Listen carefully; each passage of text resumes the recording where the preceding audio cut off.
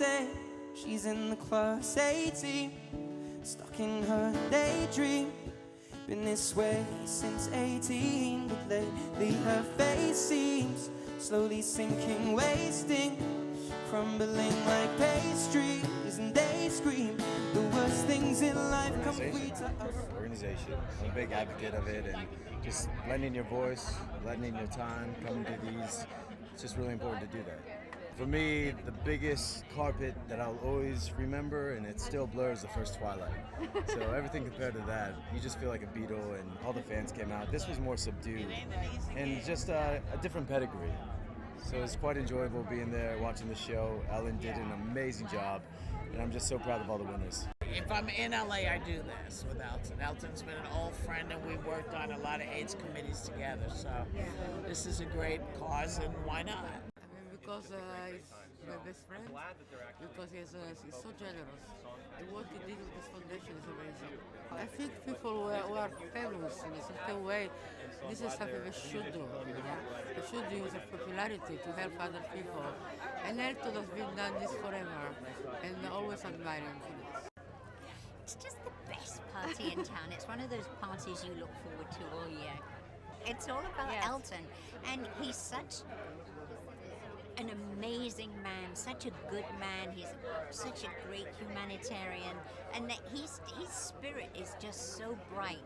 Is when you're in his company, it's the best. What makes this different is the host.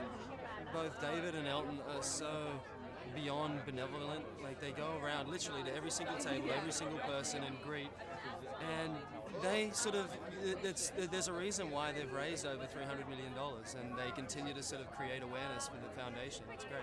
Well, look, it's Sir Elton. Like, you get goosebumps just in the days leading up to this party, and you sort of leave with a real sort of sense of almost soulfulness in a way. And I can't say that about too many other Hollywood parties, where you feel like you're actually been satisfied. And it's more than the meal, and it's more than just the razzmatazz. There's a genuineness about this night. I have a very long relationship with Elton, and I love what he does for the AIDS community and for health at large. And he's done an amazing thing. He raises $40 million with this event alone, and it's a fun time. And I just love him too. People love him. You know, I love him. He's been an amazing encourager of musicians, even still. You know, he still listens to music. He still promotes young people making their first-time records, and he's out there talking about them and tweeting. And you know, he's just the consummate musician, and we love him. First, it's glamorous and everyone's beautiful, and you know, it's fantastic. But because how he's combining his philanthropy with fabulousness, that's why.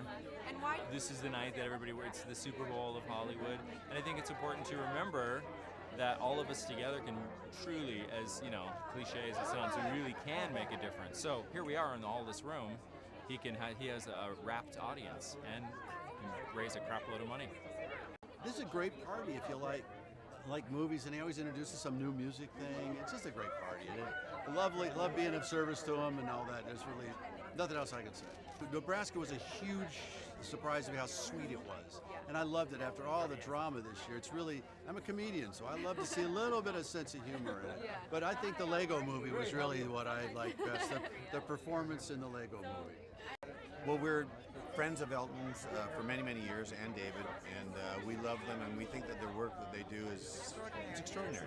I mean, I've been to the event in London probably 8 times, and he puts his money where his mouth is, so they both do, as a team, and it's extraordinary, and he never lets up. I was driving here tonight thinking, maybe he'll just not do it one year, but that's not his style. You know, he's just going to keep going until this problem's licked. It's like really exciting because I know Elton. I like the charity. It's a good one. I'm on all the AIDS charities in Baltimore, so this is the more glamorous one, even though the Baltimore one's good too. I like what Elton's doing. I like what his whole thing is. All year long he does events, raises money for charities that he feels important to him, and I want to be part of it. I think it's very cool. I mean, you know, it's a big decision. You can only be one place at a time, but this party's always fun. We were born within about 3 miles of one another, and I'm a huge fan of his and especially of what he's doing in terms of humanitarian issues. So this is a great party. I think Kate Blanchett, McConaughey, Actually, I thought Bruce Stern was pretty amazing. I love Nebraska. I hope something happens for Nebraska. And of course, 12 Years a Slave, I think is going to win everything. Thank you very much. Good evening, everyone. Welcome to the Elton John AIDS Foundation 22nd Annual Academy Awards viewing party. We're so glad and thrilled that you could join us this evening to celebrate the achievements of all the Oscar nominees. More importantly, we're here together to be a part of the beginning of the end of AIDS. What a great and amazing night we've had. Congratulations to all of tonight's Oscar winners, and congratulations to all of you here in the room. Look at all of the pledges that have come in this evening. Look at the thousands of people you've helped tonight. The film that just won was about liberating people from an awful life of slavery. And what we're trying to do is to liberate people from the stigma and the disease of AIDS. And your generosity tonight has been amazing, and hopefully will continue to be amazing. It's been long.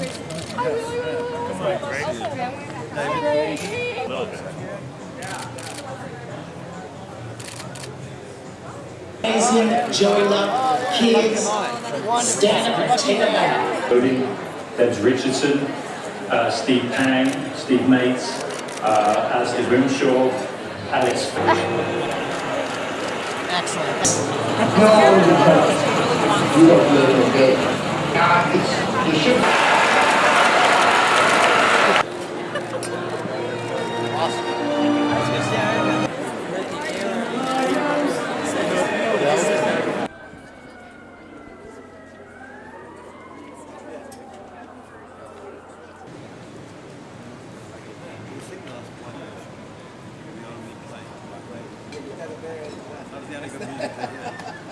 I just want to say, I love you, Mom. Thank you for teaching me to dream. They say she's in the class 18, stuck in her daydream. Been this way since 18, but lately her face seems slowly sinking, wasting, crumbling like pastries, and they scream the worst things in life come free to us, and we are all under the upper hand and go mad for a couple grams, and we don't want to go outside tonight, 'cause in the pipe she'll fly to the motherland and sell love to another man. It's too cold outside for angels to fly, for angels to fly. And even when you die, the press still hounded you, all the papers had to say, but the Maryland was found in the nude. It seems to me you lived your life like a candle in the wind, never knowing who to cling to when the rain set in. Would have liked to know you when I was just a kid.